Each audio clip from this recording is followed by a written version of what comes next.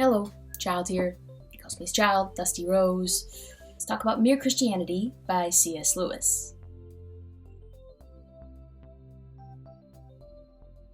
Essentially, this is C.S. Lewis who protests the entire time that he is just a layman, which he is, but I mean, the lady doth protest too much. Bringing all of his philosophical faculties to bear on, well, Christianity. It is a philosophical argument from beginning to end about what makes up the Christianity that everybody can more or less agree on.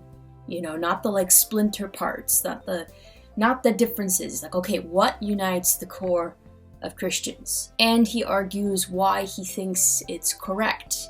And he does this using just reason and observation.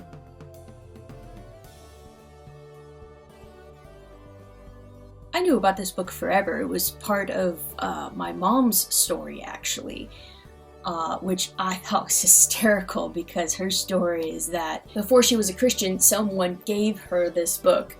And she was reading it and she thought it was really good up until the part where C.S. Lewis draws the conclusion that you can come to no other conclusion than that Jesus is the Son of God. She was so angry that she threw the book at the wall, which I just find that to be funny. So I always knew about Mere Christianity as part of the story of, my mom coming to belief.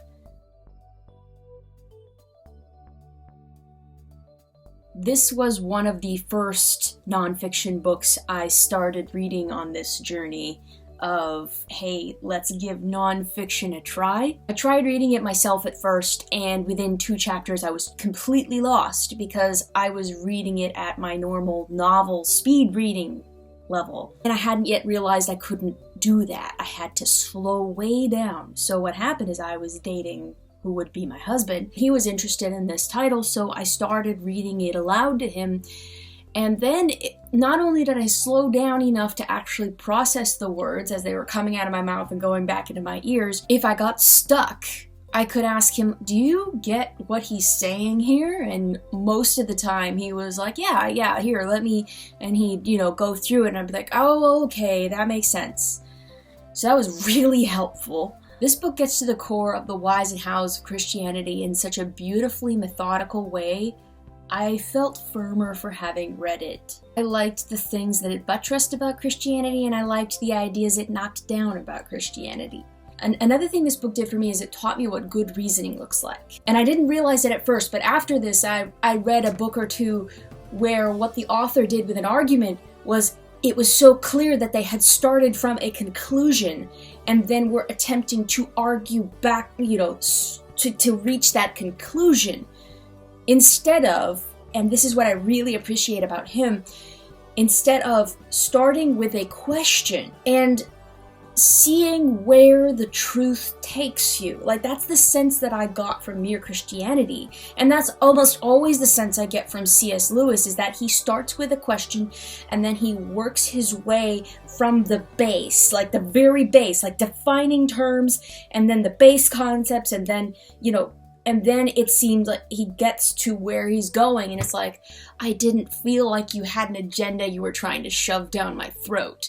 I know that may be strange for me to say with a book titled Mere Christianity, but it didn't feel like he had an agenda. It felt like this was tracing logical steps. And like I said, this again enabled me to see when other people had skipped steps in logic and we'll just assume this step here because it helps me get to my point. And no, I don't like that. Can you not do that? Can you actually go back and do that step? Otherwise, I'm not going to take your argument seriously. It's a good book. It will make some people angry, straight up.